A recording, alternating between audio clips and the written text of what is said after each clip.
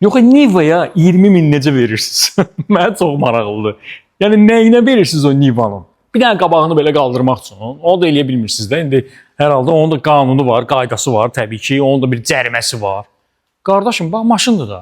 13.000 manat ilkin ödəniş. Bundan artıq nə istəyirsən? 2025 model, özü plug-in hibrid. Zəmanənin maşını, rənginə bax bunun. Yaşa asfalt.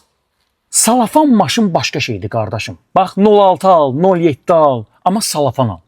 Amma 06, 07 almadı əslində. Çünki dövr o dövr deyil. 2025-ci ilin yəni içindəyik, ortasındayıq.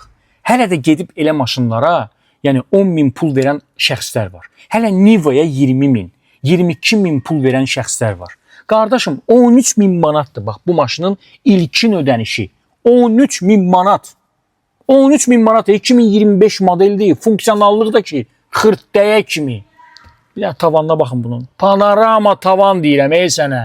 Onu da deyim ki bu maşın özünü doğrultdu. Yəni adamın üstündə Allah var. Çünki bu günləri Bakıda kifayət qədər Unize görə bilərsiniz yollarda. Və insanlar hələ ki sürür.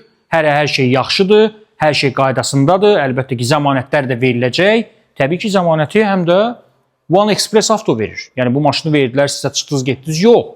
Yəni zəmanət də verilir bu maşına.